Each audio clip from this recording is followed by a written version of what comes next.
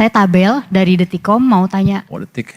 Iya, soal beberapa waktu lalu yang viral dari Pak ex-Menlu Pak Dino Patijalal yang bilang intensitas perjalanan ke luar negerinya Bapak Presiden itu di luar batas kewajaran. Terus direspon sama Pak Seskap Teddy, katanya kelebihan anggaran dari perjalanan dinas itu dibayarkan oleh anggaran pribadinya Bapak Presiden. Nah itu kalau menurut Pak Purbaya seperti apa sih Pak secara peraturan dari Kementerian Keuangan, dan pengen tanya juga sih apakah itu sebenarnya boleh dilakukan atau enggak kalau menggunakan dana pribadinya Pak Presiden. Terima kasih.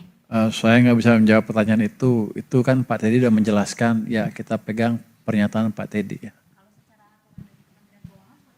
Nggak ada aturannya. Cukup ya? Yang lain? Kalau saya punya duit, saya pergi, misalnya itu saya nombok nggak boleh. Secara logika kan nggak ada, boleh aja kalau mau nombok. Ya, satu lagi yang belakang. Yang kanan, Ucok. Coba. Habis itu sini. Dua lagi. Selamat sore Pak Menkyu, Maulana dari Investor Trust Pak. Mungkin nyambung soal pertanyaan Tabel tadi.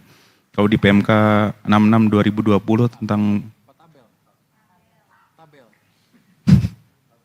Gue pikir gue salah denger. Kristabel, oh jadi tabel. Tabel Pak. Iya, jadi tabel di kotak-kotak Pak. Pak, kalau nyambung pertanyaannya Tabel tadi kan ada PMK 66 2020 ya tentang besaran komponen dan pertanggungjawaban biaya perjalanan dinas ke Presiden dan Wakil Presiden. Nah itu sebenarnya kalau dalam setahun itu Kemenkyu menganggarkan nggak sih Pak biaya perjalanan dinas Presiden begitu? Ada pasti anggaran yang dianggarkan. Nah itu kalau dari 2026 berapa Pak kalau boleh tahu Pak? Kemudian itu gini, Anda mau lihat rahasia Presiden yang nggak boleh lah. Kita tahu angkanya, cuman Anda tanya ke Sesnek aja kalau mau jawaban yang pasti. Pak soal ini Pak update soal stabilisasi surat utang itu masih berlanjut nggak sih Pak? Terus sampai tanggal 5 Juni ini berapa triliun yang dikeluarkan? Kemudian yang kedua soal tadi nyambung Pak soal UU P2SK tadi Pak Menkyu sudah baca detail, dan mungkin kalau sudah baca detail kira-kira ada catatan nggak sih Pak soal UU P2SK yang baru itu Pak gitu? Terima kasih. Kemarin itu dibacain. Kalau catatan P2SK ya udah kita sampaikan depan DPR, yang kemarin itu ada 11 kalau nggak salah ya. 17 catatan. Tapi baca detailnya nggak Pak sampai per pasal? Saya bacakan satu-satu di sana. Iya. Di DPR, baca detailnya udah tahu karena mereka tim selalu diskusi sama saya. Ya saya ngerti. Tapi untuk ditanya Anda lihat lagi deh waktu acara kemarin di DPR. DPR juga sudah memberi pernyataan yang clear kan, tanggapan yang clear, dan sudah diputuskan undang-undangnya.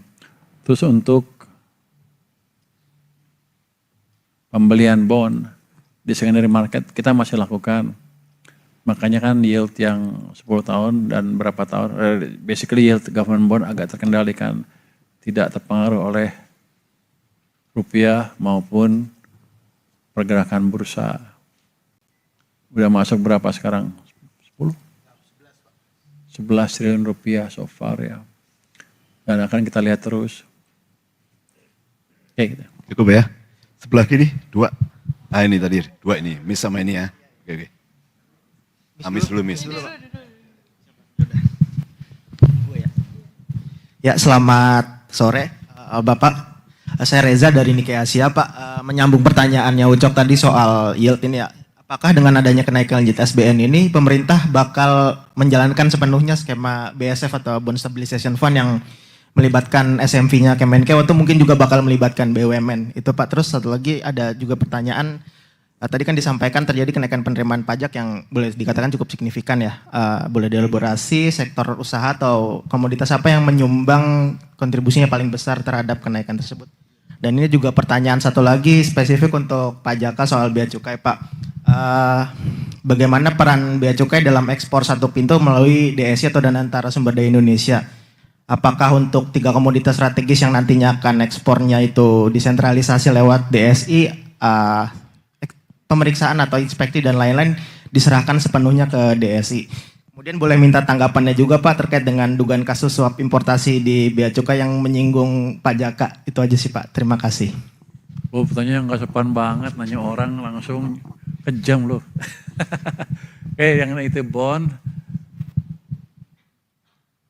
kita belum mengundang yang lain, masih kita sendiri, karena kita masih cukup cashnya. Mungkin juga nggak akan masuk undang yang lain, karena dengan jumlah sedikit aja bisa dikendalikan. Saya pikir so far harga bond kita masih relatif terkendali di tengah gejolak seperti sekarang ya.